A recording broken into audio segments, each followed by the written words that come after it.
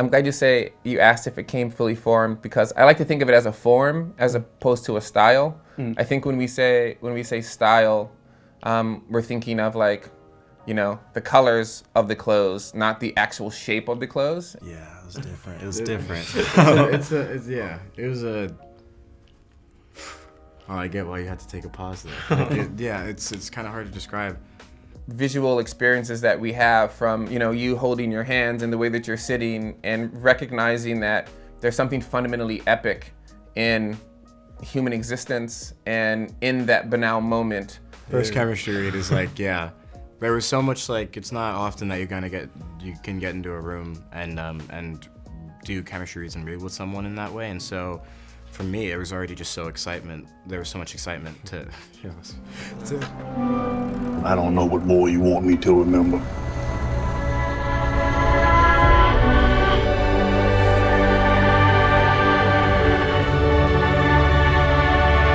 What are you gonna do? He's now or never. So yeah, first of all, congratulations on the film. I thought it was really powerful, really profound piece of work. Thank you. And I think that, the style that you've chosen to film it in, this POV approach, works so well, and it's so unusual compared to to see a whole film shot that way. Did that idea kind of come to you fully formed quite early on? What was the kind of process of developing that style? It came really early. Yeah, it was the first idea. And I also I'm glad you asked if it came fully formed, because I like to think of it as a form as opposed to a style. I think when we say style, we're thinking of like, the colors of the clothes, not the actual shape of the clothes. And I think, which I'm sure, you know well, that like if form is content, then this is form, Yeah, and did it kind of present difficulties going forward in developing that style or that form? Sorry, did it kind of become quite seamless, that process? Yeah, I think it's a strange thing, because I think when you watch the film, it reads as a huge departure from cinema language, when to me, as a photographer, that is cinema language. I think cinema skipped photography in a way and has kind of traded singular images for narrative continuity. And so when I like to make films, I like to hone back into the singular image, which one could say, once you're past the box camera and daguerreotypes, you're kind of like, 35 millimeter Pentax K1000 to your eye, which is basically what Elwood and Turner have is a DSLR. You've spoken about in your previous work this idea of the epic banal, which I'm really interested in that concept. Can you kind of explain what that means specifically with regards to Nickel Boys and how you use that philosophy in this film?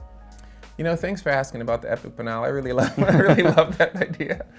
Yeah, it's looking at the quotidian and the banal and like the everyday visual experiences that we have from, you holding your hands and the way that you're sitting and recognizing that there's something fundamentally epic in human existence, and in that banal moment, there's metaphor, that there's, every type of literary device one could imagine if you want it to be there. And then in a cinematic sense, sort of waiting for these things to collide to let that banal moment be as epic as human analysis can provide. This, the point of view style of shooting is so different from, I think, basically anything I've seen to do this for the whole film. So I was wondering what each of you how you both reacted when you were told that this is how the film was going to be made. And was that quite early on when you were cast that you discovered this was the method?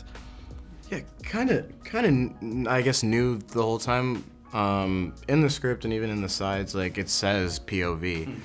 But it was just something that I kind of ignored. I was more focused on resonating with Elwood and resonating with the story. And then, when it came time and was cast, we had to sit down with RaMell in New Orleans before we started shooting. And he told us, he was like, you guys know that this is how it's going to be done. And that wasn't really, I don't know, much of a concern. It was just like, let's do it. Sure.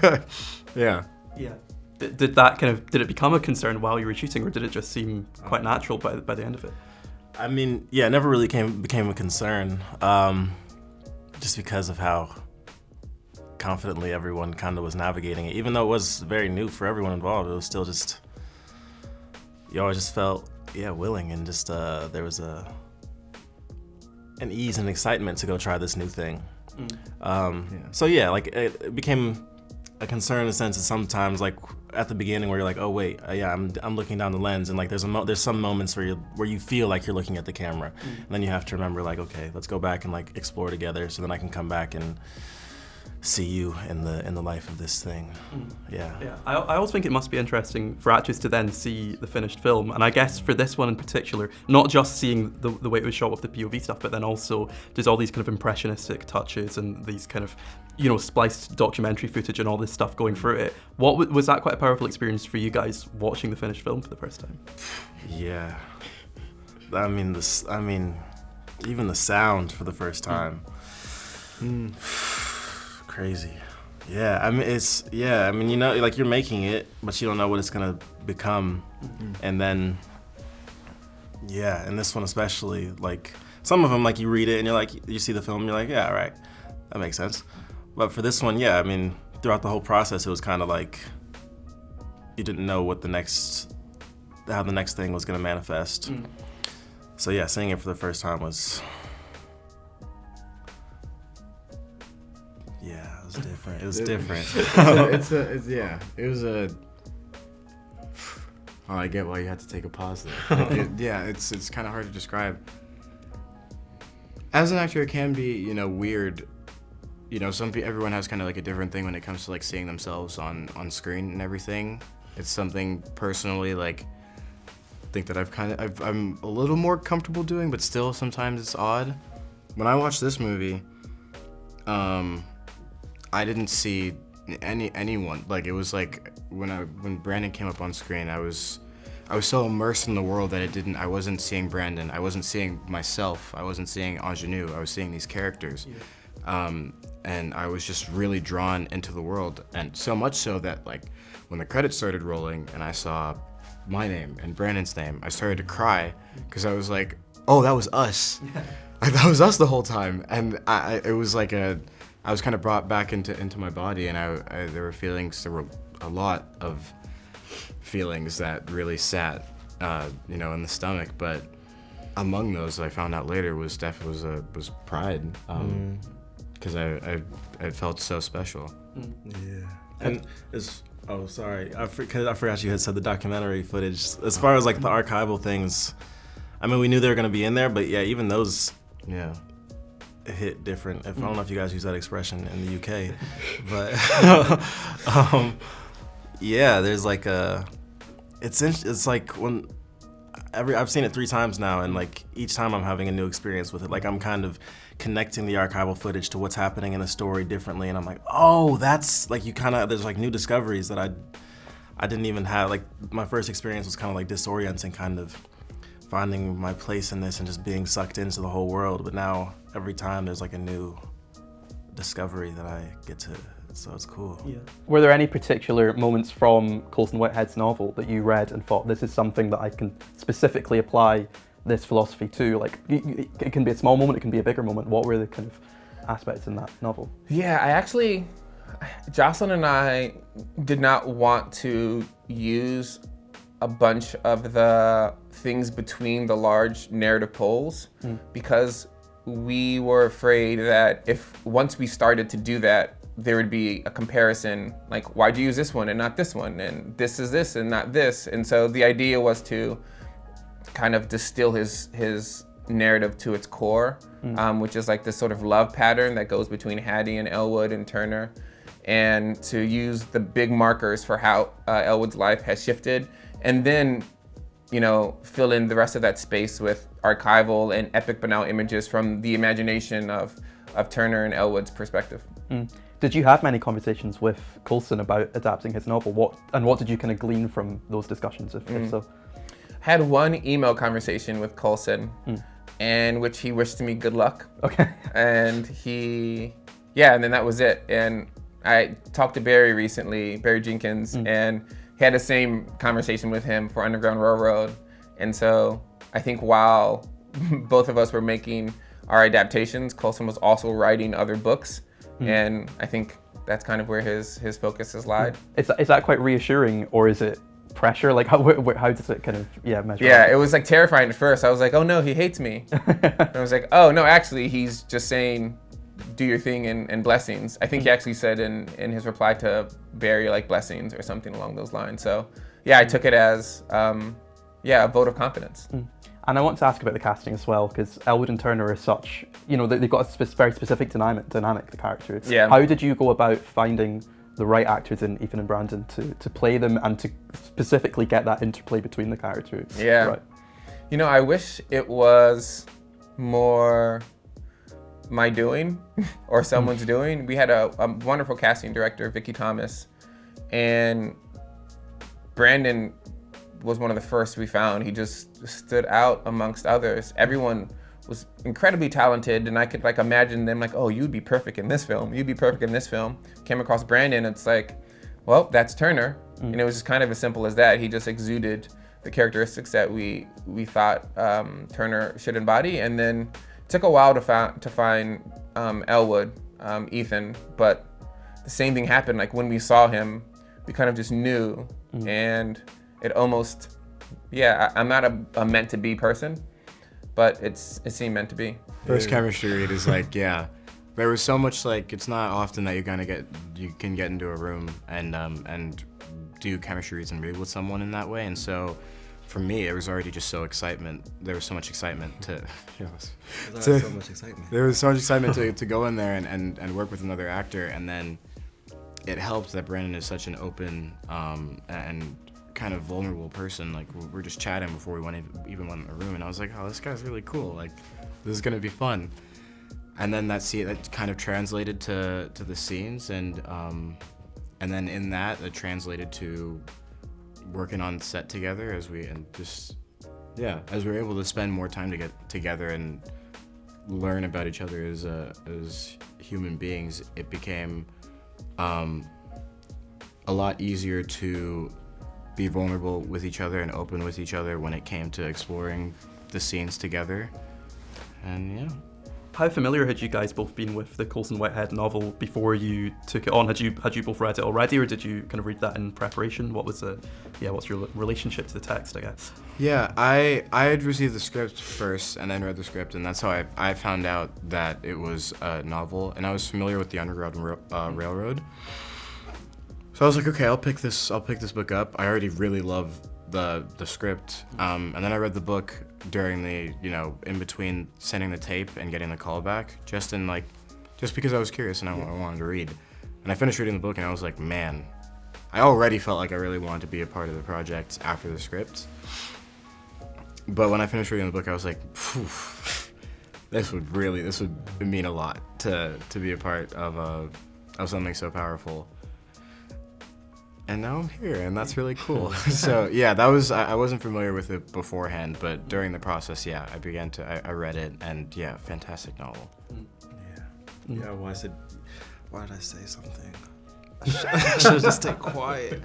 I said yeah, but I actually haven't read the book. I wasn't familiar with it prior to hearing about the film or the script. But yeah, I never ended up reading it. I think because then I did get to read the script, and I think there was already so much that had informed or just given me inspiration to move and enter into this world that, yeah, I'd never felt called to read the script or to read the book. But I hear it's great. Yeah, it is. Yeah, and then in the acknowledgements of the book, Colson Whitehead talks about the real research he did into the reform school that Nickel is based on. Did you guys find it useful to do any research into the real life cases? Is that something that you want to do as actors, or do you kind of have to keep it to the script rather than doing the extra research as well? Yeah, I mean, it's definitely different for each actor. My approach to research, I think, is similar to how I didn't read the book. It's I think, yeah, depending on the project, it might inspire research, but for this one, I think there was already so much, I was already so informed from the script and from meeting RaMell and seeing Hale County and getting to play with Ethan that I already had so much that, yeah, I never really felt inspired to really research further, or I just felt ready to go dive in. Yeah.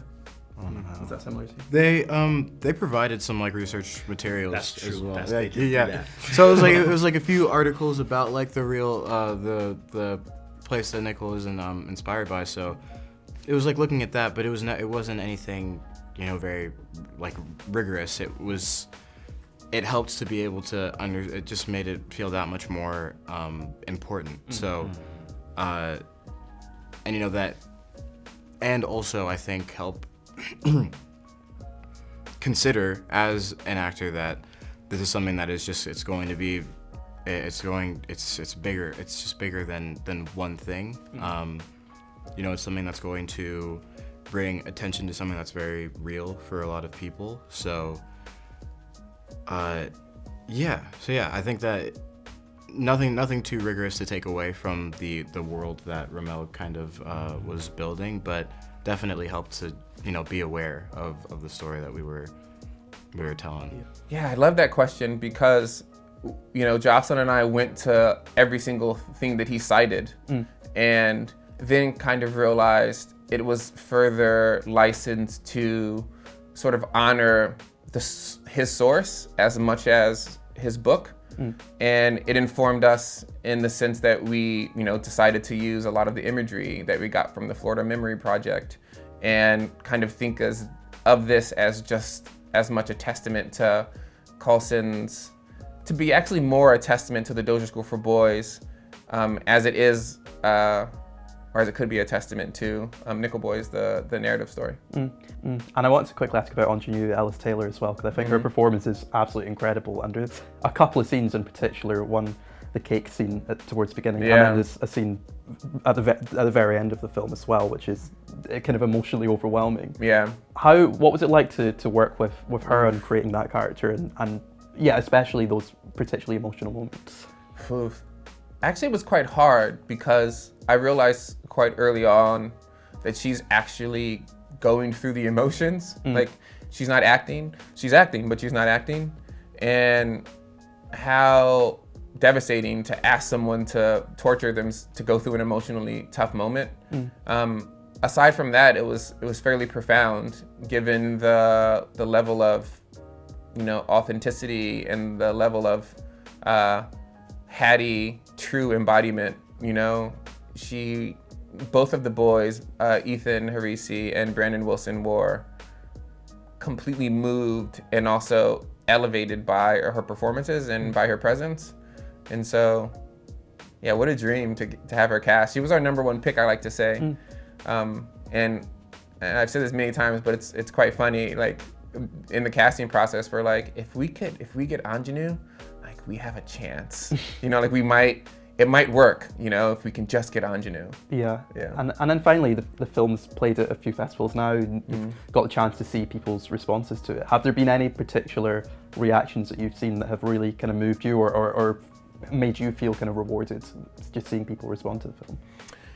Yeah, there are a couple responses that I think hit at the core of the film's power, and both of them are really heavy, and neither of them are the intention of the film. The film has, you know, a sort of branching tree effect intention in which these are part of it, but they're not the sole reasons. And one woman said that the film is, this is a trigger warning, it's pretty heavy, is a black woman's nightmare, which was really kind of moving to hear and have her sort of talk through her relationship between loving her sons and fearing when they go outside.